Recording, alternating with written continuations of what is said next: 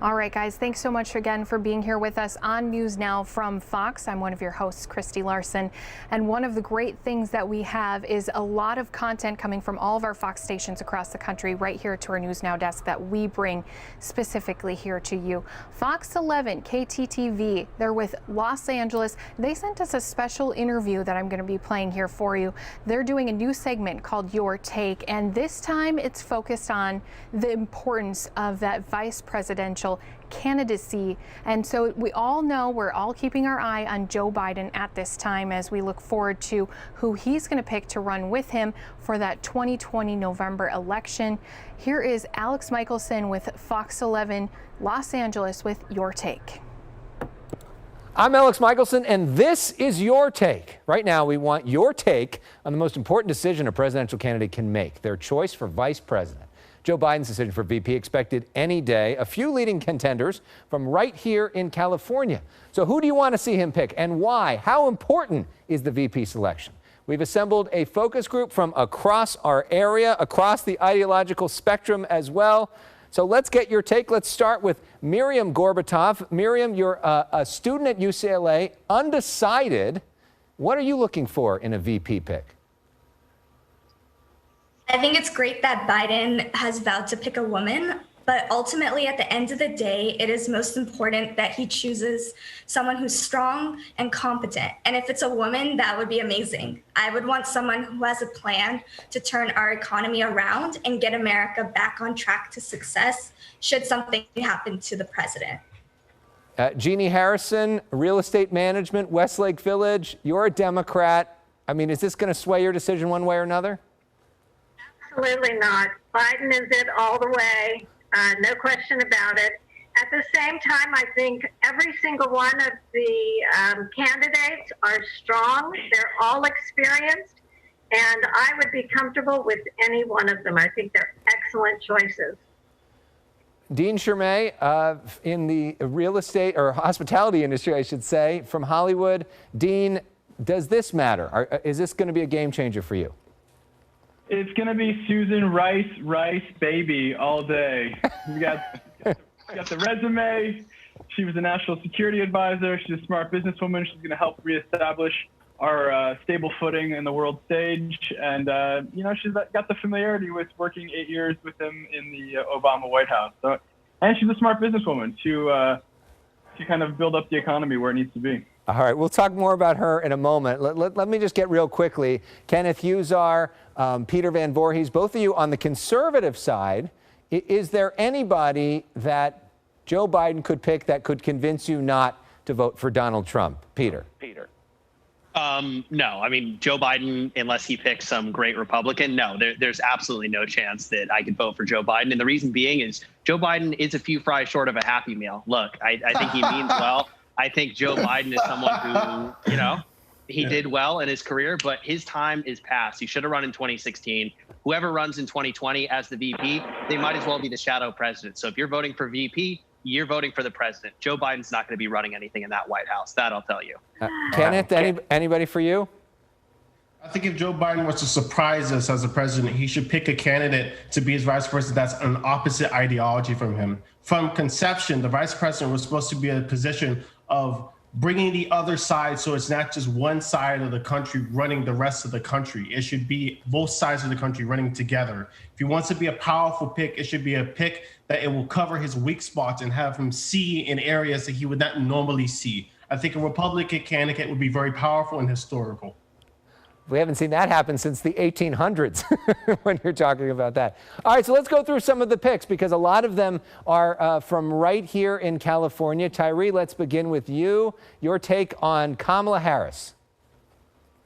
Actually, Kamala Harris is one of my picks along with Karen Bass. I think this presidency and vice presidency are going to be like no other and getting the country back to on track to being and continuing to be one of the greatest nations in the world. You're going to need someone who knows the ins and outs of the political climate, as well as the legalities that are going to come along with making the changes needed to push this country forward and kind of erase the last 4 years of the abyss we've been in. Other thoughts? Miriam, your thoughts on Kamala Harris? I don't have a strong opinion just yet on any of the VP picks. I think once Biden chooses someone, there will be opportunities to see them on the campaign trail and see how they are able to conduct themselves with potential voters, such as me. And it will give us an opportunity to see their views on important national issues. Jeannie, your take, Kamala Harris. She is smart as a whip. I think she'd be excellent, and I would be thrilled if she was part of the ticket. Dean, your take, Kamala Harris. She lost me at the second debate. She's a very polarizing pick. I'm not feeling her. Kenneth, your take on Kamala Harris. I echo Miriam. I believe that they should the Democratic Party should bring these candidates to me and market them to me. I find the problem with politics is that it becomes a gigantic homework game. And a lot of people don't have the time and energy to do such things when they have to pay bills and stuff of that nature. So it's up to the Democratic Party to sell them on me when they're ready to present them to me and not within the process at this point. Peter, your take on Kamala Harris. Look, I think she's a fake progressive. I mean, she talks about her progressive bona fides, but when she was the attorney general here in California, she did a lot of things that by today's current standards are not very progressive. I think Joe Biden will probably end up picking her. I would advise her to go with Val Demings instead, because she was the chief of Orlando Police, and I think she does bring a lot of good experience in that end that could unite the country. But again, I think he will end up going with Kamala. Maybe a better move than Susan Rice. We'll see. All right, let's talk about the Southern Californian in this race, Karen Bass, the Congresswoman. Your take on Karen Bass, Jeannie. I love her. I think she has the ability to bring people in because she's easy to listen to. She's very straightforward. And man, she knows what she's talking about. She's got a lot of experience, and I like her a lot. Tyree, your take on Karen Bass. Tyree looks frozen. He's frozen in time with his appreciation of Karen Bass. Dean, your take on Karen Bass. You know, I didn't know a lot about Karen Bass until you kind of took me down that road, and I have to say I'm a fan. She's obviously incredibly electable. She's super steady, and I think that she would make a really great choice. I just don't in recognition that a Kamala Harris would bring to it, even though I'm not a fan, but I think that that's where she will fall short. Kenneth, your take on Karen Bass. I need to see more of her. I'm very undecisive with her, and some of her rhetoric that I have heard has left me in somewhat of a medium position where I do agree with some of it and disagree with others. Peter, your thoughts on Karen Bass. Look, Karen Bass seems like a nice lady. She was really talked about a couple weeks ago as being a real potential VP pick for Biden. When you're looking at the predicting betting markets right now, she's only at about 3%. So I don't even think she's in the running anymore, but, you know, best of luck to her. Miriam, your take on Karen Bass. Once again, I really want to see more from her on the campaign trail if she is chosen. That's all I really have to say on Karen Bass. Okay, let's talk about another person high up on the list, Susan Rice, the National Security Advisor. Dean, your take on Susan Rice. I mean, I kind of opened, the gate, opened out of the gate with her. I think that she makes sense. I like the fact that she is an actual businesswoman. I think a lot of politicians don't have any experience in the private sector. So you want to talk about building the economy, building up business. She would be a smart choice. She was a national security advisor. She's got experience. She's got the resume. She looks presidential. She's poised. She's ready. I think she's ready for all the attacks. They're going to come for her on Benghazi, which is a BS attack anyways. And I think that she did the best with the information that she had at the time. And she's a good choice. Tyree, your take on Susan Rice. I actually agree with Dean totally on this one. She's a strong pick. She's been in the political climate.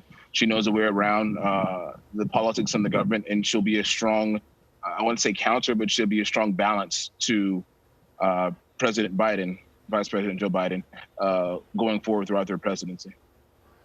Other takes? Anybody else especially excited about Susan Rice? One of the reasons I really like her is that she and Joe already have such a strong relationship. I think he's really going to want somebody next to him in the same way that he was with Barack Obama. And so naturally, to me, Susan Rice may be that person. Okay, so let's see, who do you think he's going to pick? Raise your hand if you think that Joe Biden is going to pick Kamala Harris. Raise your hand if you think that he's going to pick Karen Bass? Nobody. Nope. Raise your hand if you think he's going to pick Susan Rice. Raise your hand if you think he's going to pick Tammy Duckworth. Raise your hand if you think he's going to pick anybody else. We didn't say. No, okay. So we think it's probably either going to be Kamala Harris or Susan Rice. That's who it's coming down to. Any strong takes on either one that they should go for?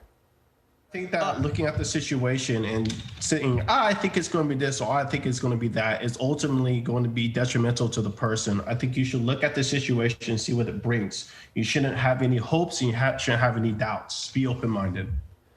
So now, on Susan Rice, very quickly here, people are bringing up Benghazi and they're saying that that's just a deflection and that, that is going to be something that she might be able to surmount.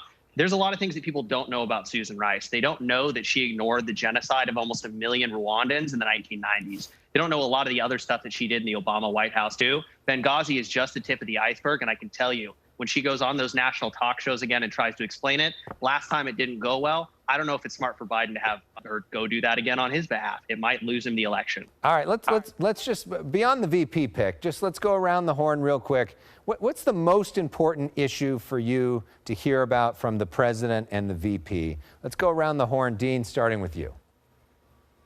I mean, obviously, I'm going to have to say the economy, considering what's going on with the pandemic and everything. That's going to be the #1 priority to get everybody back to work, lower the hysteria, and get America back on track again. Miriam. I have to agree with Dean. We are in a health crisis right now with COVID that is affecting every segment of our lives, including education, healthcare, poverty, and we need someone with a plan to get us on track economically. Jeannie. Boy, they said it. Both of them did. And healthcare and the economy, that's top of the list. Kenneth. I think the riots were speaking on a much deeper and philosophical conversation with our history as Americans and what we have to do with that history and how we're going to react with that history. So I need that to be brought up because once that situation is finished, it will bring a solution to other problems such as the economy. Peter. I think people want certainty, and I think they want hope, and I think they want stability, and I think they want to know that hopefully this coronavirus crisis and all the horrible economic effects of it will be over soon. The big problem is Republicans and Democrats in Congress, they ran up the bills and have barely done anything to help the American people while they're basically just enriching a bunch of corporations. Both parties are guilty of it. I think they both got to get to the table and say, what can we do for the American people? Because they're the ones that put us in this position, not us. Tyree. I agree with Dean and Miriam. It's going to be the economy and the healthcare crisis. I mean, at this point, our country's in a virtual free fall, and the commander-in-chief is seemingly asleep at the wheel with no plan and no idea of where and how to get us out of it. I think the most important thing to hear from our president, our current or next president, is a solid plan as to how we're going to stop the spread of COVID, how we're going to repair the economy in every shape, fashion, and form, and how we protect people's health going forward while we prepare the economy. All right, well, thank you all for sharing your takes. We appreciate you for watching this edition of Your Take. We're going to be checking back in with this group and with others throughout this extraordinary election season. I'm Alex Michelson. We'll see you next time. And thank you, Alex, for that special interview. Thank you to our Fox LA team over there at Fox 11. We do appreciate you guys sending us that special Your Take. Just a reminder for all of our viewers, we do also want to remind you we're going to be closely following Joe Biden's campaign, and we'll stream his announcement right here on News Now from Fox. Of course, we're all expecting it to come this week. We don't know when, so you can tune in and watch anytime, not only with us on youtube.com/newsnow, you can also find us on your Samsung TV Plus. Just look for channel 1006.